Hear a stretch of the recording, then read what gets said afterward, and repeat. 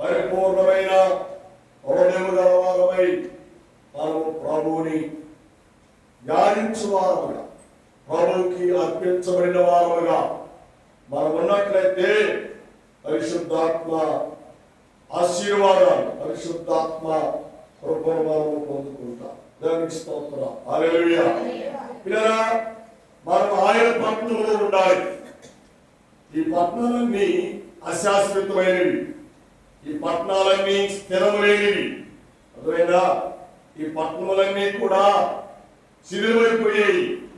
కానీ దేవుని పట్టణం అవుతుంది, అది పరిశుద్ధ పట్టణం, అది స్థిరమైన పట్టణం, అది దేవునిలో బలమైనటువంటి పట్టణముగా ఉంటుంది అని దేవుని వాక్యము ద్వారా దేవుడు మనకు జ్ఞాపకం చేసుకున్నాడు. కాబట్టి మనల్ని మనం దేవునికి అర్పించుకొని ఆ పట్టణంలో నివాసం చేయడానికి మనం సిద్ధపరచుకున్నాం, మనలను సమర్పణ చేసుకున్నాం, మనలను దేవునిలో స్థిరమైన వారముగా ఉన్నవారముగా ఉండాలని దేవుని వాక్యము ద్వారా దేవుడు మనకు జ్ఞాపకం చేస్తాడు. చూడ మాటని తలపు చేస్తాను, చాలా అద్భుతమైన మాటను మీ మనసుకు తెస్తాను. చూడండి, పరిశుద్ధ గ్రంథంలో నుండి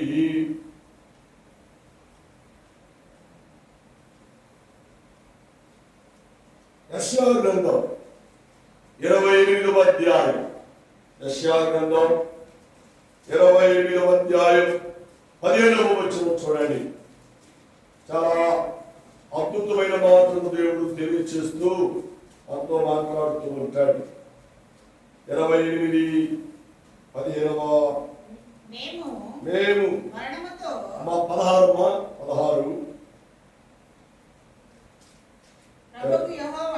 ప్రభువు యెహోవా ఇలాగు సెలవిచ్చుచున్నాడు, సియోనులో పునాది గల రాతిని వేసిన వాడను నేనే, అది పరిశోధించబడిన రాయి, అమూల్యమైన తలరాయి, బహు స్థిరమైన పునాది అయిన మూలరాయి ఉన్నది. దేవునికి స్తోత్రం. హల్లెలూయా. సియోనులో స్థాపించినటువంటి రాయి, మూలరాయి, అది పరిశుద్ధమైన రాయి. దేవునికి స్తోత్రం. హల్లెలూయా. పిల్లరా, దేవుని పట్టణము దేవుడు మన కొరకు పరిశుద్ధమైన రాయితో కట్టున్నాడు. కాబట్టి పిల్లరా, ఆ స్థలంలో మనం ఉండాలి అంటే, ఆ స్థలంలోనికి మనం నివాసం చేయాలి అంటే మనం కూడా పరిశుద్ధులుగా ఉండాలి, మనం కూడా పవిత్రులుగా ఉండాలి. అర్థమైందా? మనలో కళంకమైనను, ముడతైనను, మచ్చైనను ఏమండి ఏది ఉండలే ఉండకూడదు. అంటే యోగ్యమైన వారముగా ఉండాలి. ఆమేన్. హల్లెలూయా. దేవుని కొరకు పరిశుద్ధమైన వారముగా మనం ఉండాలి. అప్పుడే దేవుని పట్టణంలో నీవు మనమందరము ఉంటాం. అందుకే ఈ రీతిగా మనం దేవుని ఆరాధిస్తాం, ఈ రీతిగా మనం దేవుని కనపరచుతాం, ఈ రీతిగా దేవుని సహవాసంలో మనం ముందు కొనసాగడానికి దేవుడు ఇచ్చినటువంటి కృపను బట్టి దేవాది దేవునికి వందనాలు.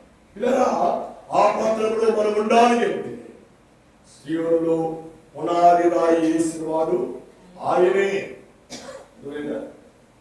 మన గ్రామంలో మనల్ని పునాది రాయిగా దేవుడు నియమించాడు, నిలబెట్టాడు.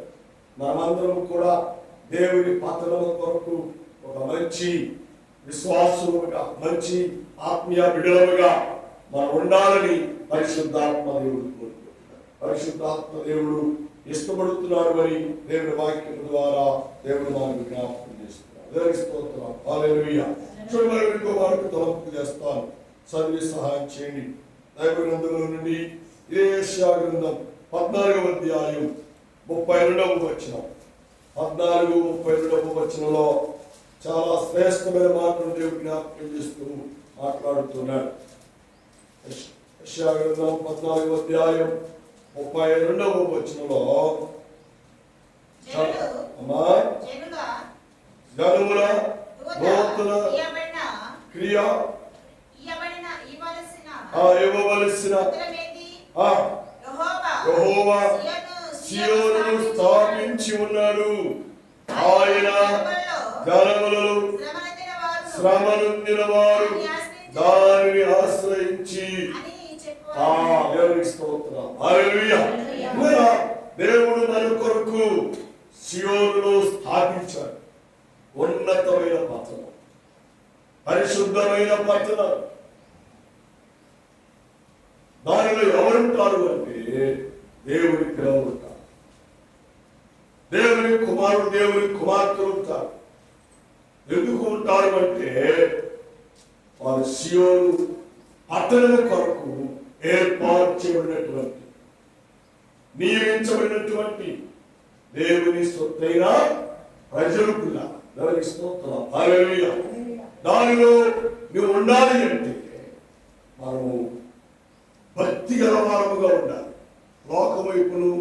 లోకములో ఉన్న వాటిని మనం ఆక్షేపించక, వాటిని ఏమాత్రము కూడా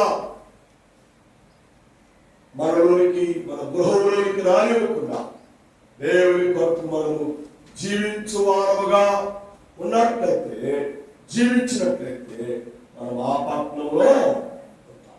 ఆమేన్. హల్లెలూయా. అదేనా ఏదో ఆచార సంబంధమైన భక్తిలో ఉంటే ఆ పట్టణంలో మనం ఉండనే ఉండాలి. ఆ పట్టణంలో ఉండాలి అంటే మన అపరాధములు ప్రభు దగ్గర ఒప్పుకొని విడిచిపెట్టాలి. బైబిల్లో చక్కని మాట్లాడుతుంది, అతిక్రమములు దాచుకున్న వాడు వర్ధనులు. మరి ఏం చేయాలంట? వాటిని ఒప్పుకొని ప్రభు దగ్గర విడిచిపెట్టాలి. అవి మాటల, అవి క్రియల, అవి తలపుల, అవి నిరాతల, నీ ప్రవర్తన, అది ఏదైనా సరే ప్రభు దగ్గర ఒప్పుకొని విడిచిపెట్టాలి. అప్పుడే ఆ పట్టణంలో మనం నివాసం చేస్తాం. ఆ పట్టణంలో మనం జీవించువారుగా మనం ఉంటాం. దేవుని పట్టణంలో దేవుని పిల్లలుగా మనము ఆనందించువారుగా మనం ఉంటాం. అలా ఉండాలి అంటే మనం లోకంలో ఉన్నది ఏది మనలో ఉన్నదే దేవునికి స్తోత్రం. హల్లెలూయా. చాలా దశాంతాన్ని జ్ఞాపకం చేస్తాం. పాలు కాస్తాము. పాలు కాసిన తర్వాత పాలలో ఏ వేయకపోతే ఇరిగిపోదు. పాలలో ఏమేస్తే ఇరిగిపోయి, అర్థమైంది. పాలలో తగినంత తోడిస్తే అది పెరిగేది, ఎక్కువ మజ్జిగ పోస్తే దేనికి పనికిరానే పనికిరాదు. అంటే పాలుగానే ఉండాలి అంటే దానిలో ఏం కాకూడదు. మనకు పరిశుద్ధంగా ఉండాలి అంటే మనం దేవుని నివాసంలో నివసించువారుగా ఉండాలి అంటే మనం ఏం కావాలే కాకూడదు. మన దేవుడు పరిశుద్ధుడు. ఆయన పిల్లలమైన మనం కూడా పరిశుద్ధంగానే ఉండాలి. దేవుని కొరకు ఆత్మ సంబంధమైన జీవితం కలిగి జీవించువారముగా మనం ఉండాలి అంటే మనలో ఏది రానే రాకూడదు. ఆమేన్. హల్లెలూయా. అప్పుడే మనము సియోనులో స్థాపించినటువంటి ఉన్నతమైన పరిశుద్ధ పట్టణమును మనము స్వాధీనపరుచుకుంటాం. ఆమేన్. హల్లెలూయా. లోకంలో ఏదైనా భూమిని స్వాధీనం చేసుకోవాలి అంటే వేల చెల్లించాలి, డబ్బులు కట్టాలి. అర్థమైనా? ఈ స్థలాన్ని నేను కొనాలనుకోండి, దానికి రేటు ఉంటుంది. దానికి ఆ రేటు చెల్లిస్తేనే ఆ భూమి యజమాని మనకి ఇస్తారు. అవునా కదా? ఏదైనా ఒక సెంట్లో 2 సెంట్లో మనం ప్లాట్ కొనుక్కోవాలంటే డబ్బులు కట్టాల్సిందే. కానీ పరలోక పట్టణంలో మన నివాసం దానికి వేల చెల్లించవలసిన అవసరం లేదు. ఆయన మనకు ఉచితంగా దేవుడు మనకి ఇస్తున్నాడు. ఎవరికంటే ఎవరు పడితే వాళ్ళకి ఇవ్వడండి, పరిశుద్ధంగా ఉన్న వారికి ఆయన ఇస్తాడు. ఆయన నమ్మకమైన బిడ్డలకి ఆయన ఇవ్వడానికి ఇష్టపడతాడు. దేవునికి స్తోత్రం. హల్లెలూయా. రక్షణ అనేది దేవుడు ఉచితంగా మనకిచ్చాడు. ఉచితంగా మనకిచ్చాడు. ఈ రక్షణను, ఈ పరిశుద్ధతను మనం కాపాడుకుంటూ భక్తి జీవితంలో ప్రార్థన జీవితంలో, విశ్వాస జీవితంలో ఏమండి మనకు కలిగినటువంటి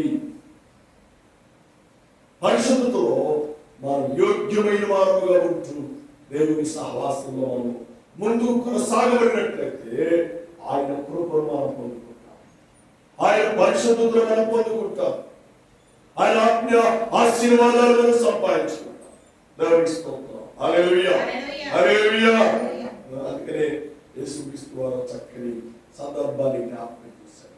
ఒక మనుషుడు యెరూషలేము నుండి యెరికోకు దిగి వచ్చారు. అంత భయంకరం అండి. యెరికో నుండి యెరూషలేముకి వెళ్ళవలసిన వారు సంబంధమైనటువంటి జీవితాన్ని విడిచిపెట్టి యెరూషలేముకు సియోనుకి వెళ్ళవలసిన వారు ఇక్కడ ఏం చేశారు? యెరూషలేము నుండి యెరికోకు దిగి వస్తున్నాడు. అంత భయంకరం అంటే ఏంటి? భక్తిని పోగొట్టుకుంటున్నారు, చాలా విశ్వాస జీవితాన్ని పోగొట్టుకుంటున్నారు, ప్రార్థన జీవితాన్ని పోగొట్టుకుంటున్నారు, ఆత్మీయ జీవితాన్ని విడిచిపెట్టే వారిగా ఉంటున్నారు. చాలా జాగ్రత్తగా ఉండాలి. యోగ్యమైన వారుగా మనం జీవించాలి. ఆమేన్, హల్లెలూయా. శరీర సంబంధమైన సుఖభోగముల కొరకు, శరీర సంబంధమైనటువంటి ఆశను చంపుకోలేక, కోరికలు చంపుకోలేక భక్తిని పోగొట్టుకొని లోకంలో శాపగ్రస్తులైపోతా ఉన్నారు. అలా ఉంటే ఆ పరలోక పత్రమైనటువంటి ఆ నివాసంలోనికి స్థలం ఉండనే, ప్రవేశం ఉండనే ఉండదు అని దేవుని వాక్యం ద్వారా దేవుడు మనకు జ్ఞాపకం చేస్తుంది. ఈ మనుషుడు యెరూషలేముకి వెళ్ళాడు, ఉన్నతమైన స్థలానికి వెళ్ళాడు, అక్కడ ఉండాలి కదా. కానీ అక్కడ ఇతనికి సంబంధించి ఏమేమి కనపడలేదు. ఇది పట్టణం ఏం బాగాలేదు, అక్కడేమో ఏం దొరకకుండా అక్కడ నీతి సమాధానం ఏమాత్రమే ఉంటాయి. శరీర సంబంధమైన ఏముండవు అక్కడ, అవేం కనపడలేకే ఈ పట్టణం వద్దని మళ్ళీ ఎరుకోకి దిగి వస్తాం. అది భయంకరమైన పరిస్థితి. చాలా మంది దేవుని దగ్గరకు రావడానికి ఇష్టపడతారు, వస్తారు, కొంతకాలం వస్తారు, కొన్ని దినాలు వస్తారు, కొన్ని సంవత్సరాలు వస్తారు. కానీ వారిలో సాతాను యొక్క కోరికలు, సాతాను సంబంధమైన ఆశలు సావక, సమర్పణ లేక అందులో పొద్దులు చప్పడ వాడటమే, మాటలు వాడటమే, ఆశగా చెప్పే మాటలు వెంటనే అదేమి ప్రయోజనం లేదు అని మళ్ళా ఎరగడ స్థితికి, అంటే ఎరుకోకి దిగి వెళ్ళేవారిగా ఉంటున్నారు. ఇలా దేవుడి పత్రంలో నువ్వు ఉండాలి అంటే శరీర సంబంధమైనవి ఏమి నీలో ఉండవే, అవన్నీ చచ్చిపోవాలి, అవన్నీ తీసివేయబడాలి, అవన్నింటినీ బాప్తిస్మం ద్వారా సమాధి చేయాలి. దేవునికి స్తోత్రం, హల్లెలూయా. అప్పుడే దేవుడి నుండి పాత్రలో మనం ఉంటాం. అదే అంటాడు యేసుక్రీస్తు, రెండు స్థలంలో మీరు ఉండులాగునా నేను మరలా వచ్చి మిమ్మల్ని తీసుకొని పోతాను. ఎంత గొప్ప మాట్లాడి ఆయన రెండు స్థలంలో మనల్ని ఉంచున్నట్లుగా ఆయన రాబోతున్నాడు. పరిశుద్ధులను తీసుకుపోతాడు. హల్లెలూయా. ఆయన పిల్లలను తీసుకుని వెళ్తాడు. ఆయన కొరకు సమర్పించుకున్న వారిని, ఆయన కొరకు అర్పించుకున్న వారిని, ఆయన నిమిత్తమై హింసను, బాధను, ఇరుకులను, ఇబ్బందులను, శోధనలను, శ్రమలను ఎదుర్కొన్నటువంటి వారందరినీ కూడా ఆయనతో పాటు ఎంత పెట్టుకుని తీసుకుని వెళ్తారు. చప్పట్లు దేవునికి అర్థమైందండి. ఆయన నివాసంలో నివాసం చేయాలి అంటే వెనుకున్న వాటిని మార్చి ముందున్న వాటి కొరకు వేగపడాలి. ముందు మనకేముంది? పరలోక పత్రం ఉంది, ముందే ఉంది దేవుని సన్నిధి ఉంది, ముందే ఉంది దేవుని ప్రసన్నత ఉంది, ముందే ఉంది దేవుని కార్యాలు. వాటి కొరకు మనం వేగిరపడాలి, వాటి కొరకు మనం పరిగెత్తే వారు ఉంటారు. అప్పుడే ఆయన స్థలంలో మనము కూడా ఉండేవారముగా మనం సహోదరు సహోదరి అలాంటి నివాసంలో ఉండాలి అంటే మనం ఆ నివాసం కొరకు ప్రయాసపడాలి. హల్లెలూయా. అవునా కదా? మన కుటుంబాన్ని పోషించుకోవడానికి, మన బిడ్డలు మనం పోషించుకోవడానికి, మన అవసరాలు మనం తీర్చుకోవడానికి మనం ఎంత ప్రయాసపడుతున్నాం కదా, ఎంత ప్రయాసపడుతున్నాం, ఎంత కష్టపడుతున్నాం కదా.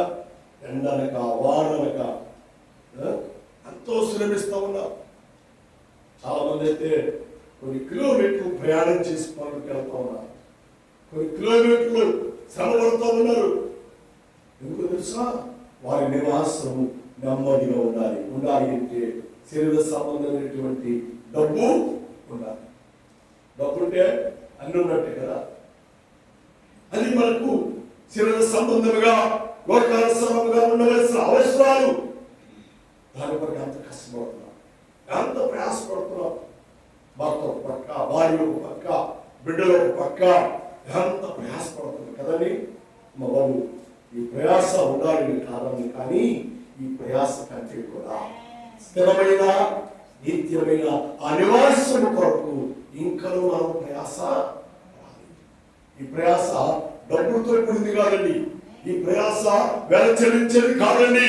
ఈ ప్రయాస నీకు నీవే దేవునికి అర్పించుకొని, నీకు నీవే దేవునికి సమర్పణ చేసుకుని ప్రార్థన పూర్వకంగా నువ్వు జీవించినప్పుడే, ప్రార్థన పూర్వకంగా నీ జీవితాన్ని కొనసాగించినప్పుడే సియోనులో దేవుడు ఏర్పాటు చేసిన ఆ పట్టణంలో నువ్వు ఉంటావు అని దేవుని వాక్యం ద్వారా దేవుడు మనకు జ్ఞాపకం చేస్తున్నాడు. చూడు, బైబిల్లో ఇంకో మార్గంతో చేస్తాను, చదివి సహాయం చేయండి. దావీదు రాసిన సంకీర్తన రండి.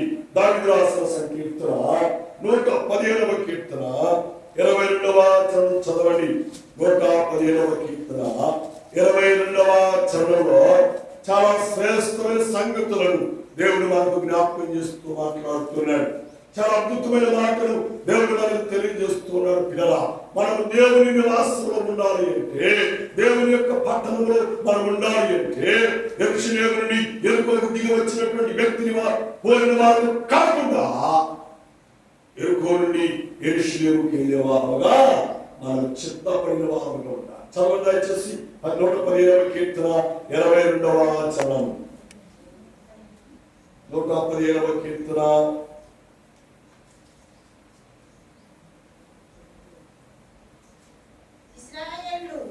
118 కీర్తన. సారీ 118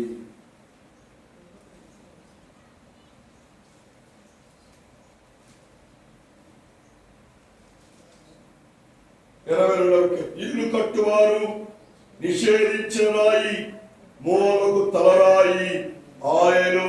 దేవునికి స్తోత్రం. హల్లెలూయా. పిల్లలా, ఇల్లు కట్టువారు నిషేధించిన రాయి, మూలకు తలరాయి అంటే ఏంటి? ఇల్లు కట్టేవారు వాడు నిషేధిస్తారు, పక్కన పడేస్తారు. లోకము మనల్ని ఏం చేస్తుంది? పక్కన పెట్టేస్తాం. 10 మంది ఫ్రెండ్స్ ఉన్నారంటే 10 మందిలో ఒక ప్రాథమిక వెళ్ళే వాళ్ళు ఉంటే వాడు ఏం చేస్తుంది తెలుసా? అరే ఈ దేనికి మనం కలిసినాడు, మనం చెప్పింది ఏది వినడు. కాబట్టి ఈ 10 మందిలో నుంచి ఒక్కడిని డిమాండ్ చేద్దాం, పక్కకి నెట్టేద్దాం. 9 మంది కలిసి అనుకున్న పనిని నెరవేర్చుకుందామని ఆలోచిస్తూ ఉంటాం. అంటే లోకము మనలను ఎలివేస్తుంది, శరీర సంబంధులు మనల్ని పక్కకు నెట్టివేస్తారు. అయినా మనం భయపడాల్సిన అవసరం లేదు. నిషేధించబడిన రాయి మూలకు తలరాయి అయిపోతుంది. దేవునికి స్తోత్రం. హల్లెలూయా. కాబట్టి ఉదయ కాలంలో మనల్ని మనం దేవునికి అర్పించుకోవాలి. వాళ్ళు నెట్టేశారు, వాళ్ళు మనల్ని బాయ్కాట్ చేశారు, వాళ్ళు మనల్ని త్రోసేశారని వాళ్ళతో మనం ఏకీభవించుకోవాలి.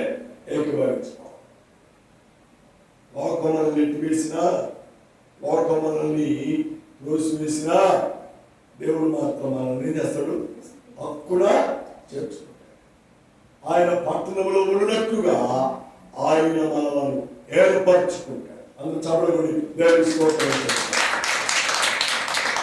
కాబట్టి కూడా దేవునికి కొరకు మనము మూలహాయిగా ఉండాలి, మంచి వారముగా మనం ఉండాలి. ఆమేన్, హల్లెలూయా. గ్రామంలో కొన్ని కార్యక్రమాలు చేస్తూ ఉంటారు. కొన్ని కార్యాలు ఇతరుగా బట్టి చెప్పడానికి ప్రయత్నం చేస్తూ ఉంటారు. అందరూ సంతాడుతారు కానీ మన ఇంటికి రావు. ఎందుకంటే మన ఇంటిని గ్రామంలో నుంచి వెళ్ళేస్తారు. ముందే చెప్తారు, అబ్బాయి మీరు గోదేశాలు వేసి సినిమా పాటలు పెట్టి డ్యాన్స్ చేసే పని అయితే మా కష్టాతీతమైనటువంటి డబ్బు ఇవనే ఏమవుతాం. కాబట్టి వాళ్ళు ఏమని పైసలు చెప్పాడు, వాడి గడప దగ్గరికి వెళ్ళలే అడగకూడదు, వాడి బొమ్మ దగ్గరికి పోకూడదు, వాళ్ళు ఏం అడగలే అడగకూడదు. ఈరోజు నుంచి ఫలాన్ని కూడా పంపిపోతాం. అర్థమైంది మనకు అవసరమా? ఆ పరిగణాలు మనకు అవసరమా? కాబట్టి తీసివేయబడిన రాయి ఆమె హల్లెలూయా. లోకం దృష్టిలో, గ్రామం దృష్టిలో మనం ఏమైనా తీసివేయబడ్డా వాళ్ళ జనాభా అకౌంట్ నుంచి మన పేరు కొట్టేశారు. ఆమె హల్లెలూయా. అని జీవ గ్రంథములో మన పేరు దేవుడు, ఎవరి పేరు జీవ గ్రంథంలో ఉంటుందో వాడికి మాత్రమే ఆ నివాసం. హల్లెలూయా.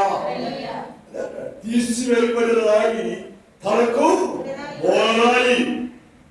గొప్ప బాధ్యతను దేవుడు మనకిస్తున్నాడు. ఎంత గొప్ప బాధ్యత దేవుడు మనకిస్తున్నాడు. సియోనులో స్థాపించబడిన రాయి. అది ఎవరమంట? మౌనం కాదండి. సియోనులో స్థాపించిన రాయి నీవే, మనమే. దేవునికి స్తోత్రం. హల్లెలూయా. ఆ రాయే దేవుని నివాసంలో ఉంది. మనమందరం ఉన్నాము అని మనం ఎరిగిన వారమై మనకు జీవించు వారముగా ఉండాలని దేవుని వాక్యము ద్వారా దేవుడు మనకు జ్ఞాపకం చేస్తాడు. చుట్టూ మనకు తలపు చేస్తాను. చదివి సహాయం చేయండి. పరిశుద్ధ గ్రంథంలో నుండి మత్తయి రాసిన సువార్త, మత్తయి రాసిన సువార్త 21వ అధ్యాయం 42వ వచనం.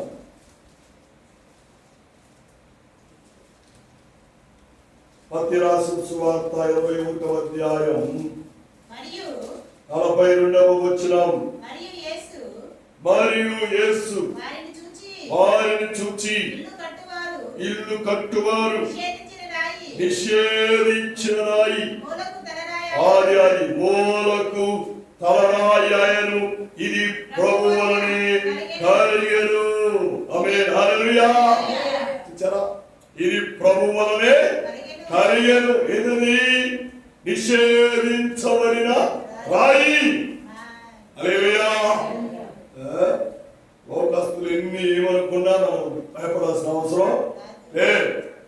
దేవుని కొరకు మనము జీవించువారుగా మనం ఉండాలి. దేవునిలో మన జీవితాన్ని మనము కొనసాగించువారుగా మనం ఉండాలి. ఆమేన్, హల్లెలూయా. చిన్నప్పుడు మా నాన్నగారు ఫెలోషిప్కి వెళ్ళేవాడు. మేమందరం వెళ్ళేవాడు. ఫెలోషిప్ మందిరం ఊళ్ళో ఉండేది. పాంట్లు, అమ్మోళ్ళు, ఒడ్డోళ్ళు అందరూ కలిసి, ఉప్పురోళ్ళు అందరం కలిసి మందిరం కట్టారు. అక్కడికి వెళ్ళేవాళ్ళం అందరం. తల్లి మమ్మల్ని చూసింది ఏం చేయాలి అర్థం కాక, గ్రామమే మమ్మల్ని వెళ్ళేసారు. గ్రామమే వేసి మా ఒకటే మన గ్రామం కోసం బతకూడదయా, మనం బతకాల్సింది మన కొరకు ప్రాణం పెట్టి మన కొరకు రక్తము కాల్చినటువంటి యేసయ్య కొరకు మనం పొలం చూసుకుంటే పరలోకం దొరకదు. గ్రామాలు చూసుకుంటే పరలోకానికి మనం వెళ్ళలేము. ప్రభువుని చూసుకోవాలి. ఆమేన్, హల్లెలూయా. ఎవరు చూడాలి? ప్రభువుని చూడాలి. ప్రభువుని చూచి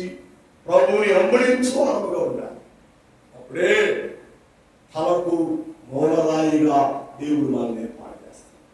దేవునికి స్తోత్రం. హల్లెలూయా. మా గ్రామం పెట్టారు, మా గ్రామానికి సంబంధించినటువంటి వ్యక్తి పనిచేశాయన అనుకోకుండా మా ఇంటికి వచ్చాడు. బాయ్ ఏమైనా నేను ఆనందించిన నలుగురు కుమారులు దేవుడు బహుగా ఆశీర్వదించాడయ్యా. నలుగురు దేవుడు హరిచరుడు పనిలో ఉంచుకున్నాడయ్యా. మన ఊరు మన గ్రామం వదిలిపెట్టి మీరు బయటికి రావడం చాలా సంతోషం ఉన్నాయా అంటూ అన్నాడు. ఎందుకో మీ నాన్న మిమ్మల్ని చిన్నప్పటి నుండి బయటికే తీసుకెళ్ళాడయ్యా. ప్రార్థన కూడా బయటికి తీసుకెళ్ళాడు. గ్రామంతో కలవలేదు, గ్రామ కట్టడంతో ఉండలేదు. మీ నాన్న ఆలోచన ఈరోజు మీరు ఆలోచిస్తామంటే సపరేట్గా మీరు జీవించారు. అందుకే దేవుడు మిమ్మల్ని ఈ రీతిగా ఆశీర్వదించారు. చాలా సంతోషం. దేవుని స్తోత్రం. హల్లెలూయా. కానీ నేను మాత్రం అన్నారే ఉందన్నా దేవుడు అలా మమ్మల్ని నడిపిస్తూ ఉన్నాడని నేను మాట్లాడుకుంటాను. ఎందుకు సందర్భం జ్ఞాపకం చేస్తానంటే లోకాన్ని అంటికి పెట్టుకుంటే, లోక ఆచారాన్ని అంటి పెట్టుకుంటే, గ్రామాన్ని అంటి పెట్టుకుంటే, గ్రామ సిద్ధాంతాలను అంటి పెట్టుకుంటే, గ్రామ కట్టలను మనం అంటి పెట్టుకుంటే అనివాసం ఉండలేము కూడా. ఉండడానికి మనసు ఒప్పుకోదు. ఏమని వచ్చింది తెలుసా? లోతు భార్య మనసు వచ్చేసింది. ఓ నా ప్రియ గ్రామమా, నా ప్రియ గ్రామస్తులారా, అందరు నేను విడిచి వెళ్ళిపోవలసిన పరిస్థితి వచ్చిందా అని ఏం చేస్తాం? మళ్ళా వెనక్కి తిరిగి చూసేవారంగా ఉంటాం. అనుభవం ఇటుభావం మధ్యలో ఉప్పు స్తంభం పెట్టాం. గ్రామానికి వాళ్ళు ఎవరి లోతుతో కలిసి సబ్రాంతో కలిసి కాలేదు, మధ్యలో చెలైపోయింది. అలాగైపోతాం. అలా ఉండకూడదు అని పరిశుద్ధాత్మ దేవుడు మనతో మాట్లాడుతున్నాడు. మనల్ని మనము ఎప్పటికప్పుడు దేవునికి సమర్పణ చేసుకోవాలి. ఎప్పటికప్పుడు అయ్యా నీ పట్టణములకు రాగలిగిన స్థితిలో నేను ఉన్నానా? నా క్రియలు ఉన్నాయా? నా మాట ఉందా? నా చూపు ఉందా? నా ప్రవర్తన ఉందా అని ఎప్పటికప్పుడు ఏం చేయాలి? మనం ప్రార్థన ద్వారా శుద్ధి చేసుకోవాలి. ప్రార్థన ద్వారా పరిశుద్ధపరచుకోవాలి. ఒకవేళ మాట ద్వారా, సూపు ద్వారా, నడతల ద్వారా, క్రియల ద్వారా, ఆలోచన ద్వారా ఎక్కడైనా జారిపోయామేమో ఆ రోజు ఉపవాసం ఉండి ప్రార్థన చేసుకోవాలి. అయ్యా నీ పట్టణ వరకు నేను దూరముగా ఉండలే, నీ పట్టణ వరకు నేను వేరుగా నేను బ్రతకూడదయ్యా. నీ కొరకు నివసించే బిడ్డగా నన్ను సిద్ధపరచు ప్రభు. ఆ రీతిగా నన్ను ఆయుక్తపరచు ప్రభు అని నువ్వు ప్రార్థన చేయగలిగితే పరిశుద్ధాత్మ దేవుడి నిన్ను మాట్లాడుస్తాను. ఆమేన్. హల్లెలూయా. చూడండి కుమార్తె ప్రేమిస్తాను. చదివి సహాయం చేయండి. పరిశుద్ధ గ్రంథంలో నుండి చాలా అద్భుతమైన మాటలు మీ మనసుకు తెస్తాను. చదివి సహాయం చేయండి. అపోస్తలుల కార్యములు రండి 4వ అధ్యాయం ముగిస్తాను. అపోస్తలుల కార్యం 4వ అధ్యాయం 11వ వచనాన్ని చదివి సహాయం చేయండి. 4వ అధ్యాయం 11వ వచనాన్ని మన మనసుకు తెచ్చుకుందాం. చాలా శ్రేష్టమైన సంగతులను దేవుడు జ్ఞాపకం చేస్తూ మాట్లాడుతున్నాడు. చాలా అద్భుతమైన మాటలు దేవుడు మనకు తెలియజేస్తున్నాడు. ఇల్లు కట్టువారు చదువమ్మా 4:11 ఇల్లు కట్టువారు మీరు తృణీకరించబడిన రాయి ఆయనే. దేవునికి స్తోత్రం. హల్లెలూయా. నిషేధించబడిన రాయి, త్రోసివేయబడిన రాయి. మూడవది నిషేధించబడిన రాయి. నిషేధించబడిన రాయి ఎంత భయంకరం. ప్రార్థనకి వెళ్తుంటే నిషేధిస్తూ ఉంటారు. చాలా భక్తిగా బ్రతుకుతుంటే మమ్మల్ని పలకరించడానికి ముందుకు రారు. అంటే ఏంటి? మన ఆత్మ సంబంధమైన జీవితం వారికి నచ్చదు.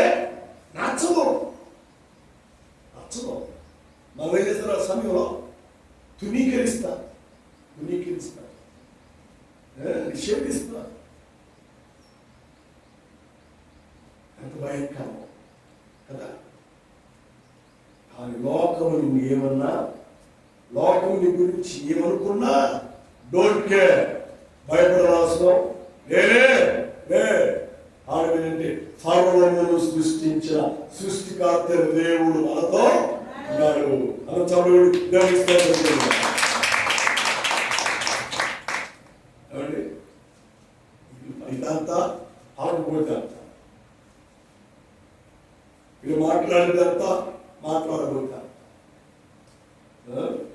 దేవుని మీద మనం ఆధారపడుకుంటే, దేవుని మీద మనం ఆనుకొనుకుంటే మనల్ని దేవుడు చేస్తాడు, పూర్ణ శాంతి గలవారిగా దేవుడు చేస్తాడు. ఆమేన్, హల్లెలూయా. పూర్ణ ఆశీర్వాదముల చేత నింపబడిన వారిగా దేవుడు మనల్ని చేస్తాడు. అప్పుడే దేవుని యొక్క మేలు మనకు, దేవుని యొక్క ఆశీర్వాదాలు మనం పొందేవారుగా మనం ఉంటాము అని దేవుని వాక్యము దేవుడు మనకు జ్ఞాపకం చేస్తుంది. హల్లెలూయా, హల్లెలూయా. తునీకరించబడిన రాయి. ఎంతమంది మనం తునీకరిస్తూ ఉంటారు. మా వారు కూడా అంటారు కాబట్టి వాడు మంచోడు కాకుండా ఉండి మనల్ని అంటారు వీడు మంచోడు కాదు అంటారు. ఏమంటారు? వీడు మంచోడు కాదు అంటే ఏంటి? దేనికి సహకరించరు, దేనికి ముందుకు రారు, దేనికి వారు తోడ్పడినే తోడ్పడరు. అంటే వాళ్ళ లోక సంబంధమైన వాటన్నిటికీ మనల్ని పిలిస్తే మనం రామంటే ఏమండి గంగెద్దులాగా తలుపుకుంటే ఎలా అంటే అట్లేదని వారు ఏమంటారు? వీడు మంచోడు కాదు, భయంకరం వదిలేస్తారండి లోకం. అయినా మనం భయపడతాం. మన నివాసము లోక సంబంధమైనది, శరీర సంబంధమైనది కాదు. మన నివాసము మన దేవుడే. హల్లెలూయా, హల్లెలూయా. ఆ నివాసంలో మనం ఉండాలి అంటే మనల్ని మనం దేవుడికి సమర్పణ చేసుకోవాలి, దేవుడికి అర్పించుకోవాలి. అప్పుడే దేవుడు మనల్ని బాధపరుస్తాడు. ఆమేన్, హల్లెలూయా. చిన్న విషంతను జ్ఞాపకం చేసి శాంసోను తల్లిదండ్రులు సమర్పణ చేసుకున్నారు. అయ్యా ఒక మగ బిడ్డనిస్తే అతని తల మీదకి శవరపు కత్తి కానీము మగబిడ్డని ఆ బిడ్డ మీకు సమర్పిస్తాను అని తల్లిదండ్రులు సమర్పణ చేసుకుంటే బలవంతుడు శక్తివంతుడైనటువంటి శాంసోను దేవుడు పాటించాడు. భక్తిపరుడు, చాలా నిష్టగా వాడు, చాలా విశ్వాసం కలిగినటువంటి వ్యక్తి. దేవుని బలం బహుగా దేవుడు ఇచ్చాడు. దేవునికి స్తోత్రం, హల్లెలూయా. దేవుని బలం ఎంతుందో సాతాను గాడు శాంసోను చుట్టూ తిరుగుతూ ఉన్నాడు. అతను ఎట్టయినా బలహీన్ని చేయాలి, బలహీనపరచాలి, దేవుని కుమారుడుగా ఉండకూడదు, లోకంలో కలిసిపోవాలి అని ఎన్ని ప్లాన్ చేశారు. చేసిన ప్రకారమే శాంసోను భక్తిని, బలాన్ని మర్చిపోయి ఫిలిష్తీయుల యొక్క ఆడపిల్లను చూచి మోహించి భక్తిని పోగొట్టుకున్నాడు, శక్తిని పోగొట్టుకున్నాడు. చాలా జాగ్రత్తగా ఉండాలి. మన యవ్వన పిల్లలను, యవ్వన బిడ్డలను దేవుని కొరకే మనం సమర్పణ చేయాలి. ఆమేన్, హల్లెలూయా. మన భక్తిని, మన కుటుంబ భక్తిని, తల్లిదండ్రుల భక్తిని పాడు చేయడానికి సాతాను గాడు మనల్ని ఏం చేయలేక మన పిల్లల మీదకి ఏం చేస్తాడు? ముసుగురుతూ ఉంటాడు. కాబట్టి వారి భక్తిలో స్థిరమైన వారుగా మనం వచ్చాం. క్రీస్తు పునాది చేత కట్టబడి రాళ్ళగా దేవుడు వారు మన బిడ్డలను మనం చెప్పవచ్చు. దేవుని స్తోత్రం, హల్లెలూయా. పిల్లరా, పచ్చి గాని దవడ ఎముకతో 1000 మందిని హతమార్చినటువంటి వాడు, సింహమును చీల్చి 2 ముక్కలుగా పడవేసినటువంటి వాడు, అంత పాల్చాలి. ఆఖరికి ఏమైంది తెలుసా? దాగోను దేవాలయం గుమ్మము భీములు ఆ యొక్క పిల్లలు అతని మీద పడి అక్కడ చనిపోయాడు. ఆకారం కోల్పోయాడు, రూపాన్ని కోల్పోయాడు, గుండు చేయబడింది, కళ్ళు కాల్చబడ్డాయి. భయంకరమైన పరిస్థితికి సంసోను పడిపోయాడు. దానికి గల కారణం ఏంటంటే క్రీస్తులో లేనందున, ప్రార్థనలో లేనందున, భక్తిలో లేనందున, విశ్వాసంలో లేనందున తన స్థితిగతులన్నీ మారిపోయాయి. సహోదరా సహోదరి, చేతులు జోడించడం చేస్తున్నాను. మనము క్రీస్తులు స్థిరమైన వారు ఉండాలి, ప్రభువులో బలమైన వారు ఉండాలి. తునీకరించబడిన, నెట్టివేయబడిన, తులసివేయబడిన రాయిగా ఉన్నప్పటికీ కూడా క్రీస్తును గట్టిగా పట్టుకోవాలి. ఆమేన్. హల్లెలూయా, హల్లెలూయా. అది అపోస్తలుడు పౌలు అంటాడు, నీకు కలిగిన రక్షణని మీరు గట్టిగా పట్టుకోండి. అప్పుడే మన నివాసంలో మనం ఉంటాం, దేవుని సహవాసంలో మనం ఉంటాం. ఆత్మీయ మేలు దీనిలో మనం పొందుకునే వారముగా మనం ఉండాలి. అంటే మన కోసం మనం బ్రతకడం కాదు, మన కోసం మనం జీవించడం కాదు. అపోస్తలుడు పౌలు అంటాడు, నా మట్టుకు నేను జీవించుతా, బ్రతుకుతా, నాకు లాభము కా. క్రీస్తు కొరకు మరణించుతా, క్రీస్తు కొరకు జీవించుతా, నాకెంతో నేను ఎంతో లాభం. అనుభవంలో రావాలని, అనుభవంలో జీవించాలని, అలా అనుభవంలో ఉంటేనే ఆ పట్టణంలో నువ్వు నివాసం చేస్తావు, ఆ పట్టణంలోనికి నువ్వు చేస్తావు, ఆ పట్టణంలో కుమారుగా కుమార్తెగా నువ్వు ఉంటావు. అది కృప, అది దీవుని ఆశీర్వాదాలు పొంది ఇచ్చిన రాజ్యాన్ని, ప్రభు రాజ్యానికి వారసులు కావాలని ప్రభు పేరట ప్రభు నామములో ఆలోచిస్తున్నాను. దేవుడి మాటలు, దేవుడి వాక్యాన్ని మనందరూ దీవించి ఆదరించి